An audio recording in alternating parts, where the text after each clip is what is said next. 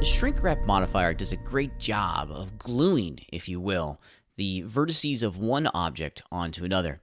However, if both of these objects don't perfectly sync up, we can produce some issues, and the eyeball is such a really great example. And the forehead of my turtle is such a wonderful illustration of some of the issues that may pop up inside of our shrink wrapping. And luckily for us, we have a solution for this. If we were to turn off the modifier and let's go into edit mode, the real solution to all of this is, or the real cause of this, is the orbit of the eye itself. When I was retopologizing the mesh over in Maya, I spent some considerable time making sure that this was a nice smooth shape on the inside of the eyeball. If we compare that to the concept sculpture, yeah, it's kind of all over the place, and it's real flat in the back. I didn't do a real great job of making it a nice curved interior shape. So the concept sculpture doesn't really match the topology of the retopologized low-res version of the mesh, which is why we're getting this really weird, intense funkiness down over here. So we need to fix this, and luckily we can fix it pretty easily with the inclusion of some vertex maps inside of our entire system.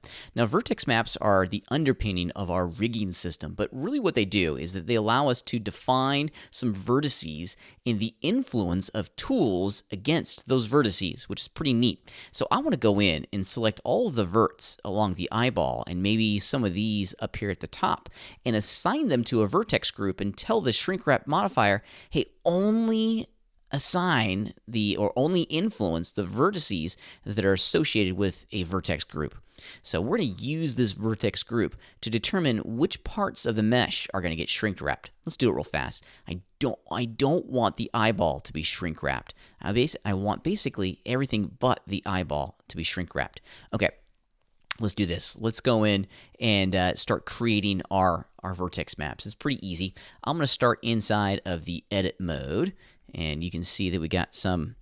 Let's turn off the modifier just so we can see it a little bit more easily. There we go.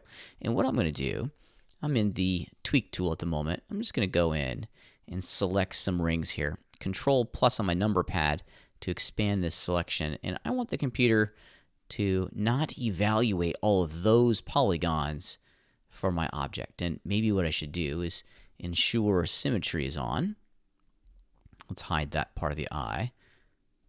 Let's make sure I grab both of them. There we go. Do both in the same time. Control plus on the number pad, which expands the selection by one row at a time. There we go. So these are the parts of the mesh that I don't want the shrink wrap modifier to influence. And here's my little trick. I'm going to go up to the select pull down menu and invert my selection. So I've selected basically everything but the eyeballs at this point, which is pretty cool.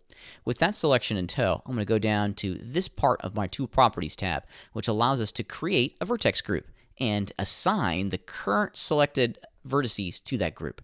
So the first thing we need to do is create the group by hitting the little plus sign. Let's give it a good name.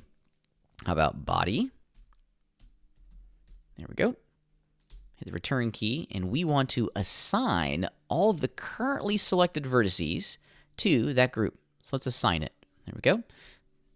Wonderful. Now the way to test it is to drop your selection, and then with the group selected from the list, hit the select button. If all the verts come back, voila, the verts have been assigned to that group. Now let's go in and use this vertex group to influence how our shrink wrap modifier is going to evaluate on the geometry.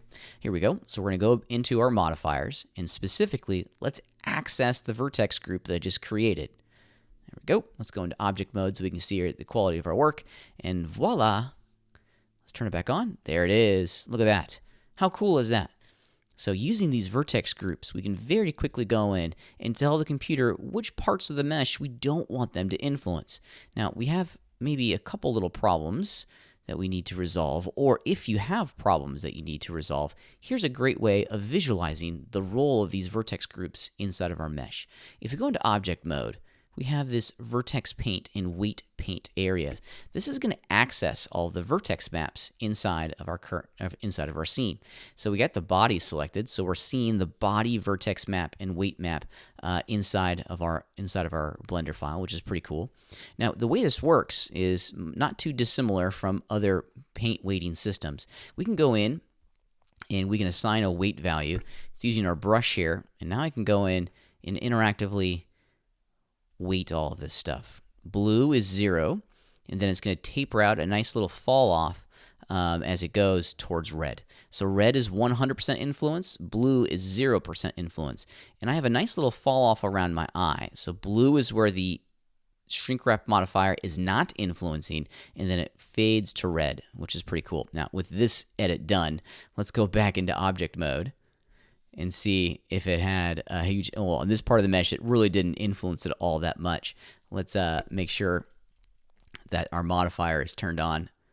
Yeah, okay. Here, let's do it over on the neck, because it's really easy to see the role of all this on the neck. Let's go into weight paint one more time, and I'm going to paint right here. Let's go back into object mode. And it's going to look a little probably silly at this point. Yeah. So it's not influencing that part of the mesh, which is pretty neat. Now, one of the reasons we like Vertex Groups and weight painting so much is that this is non-destructive. I can go in and easily reactivate all of this information by just changing the weight value to 100 and returning that vertex weight back to 100%. And now the modifier is absolutely going to influence all of the red parts inside of my weights. There we go, or inside of my sculpture, excuse me.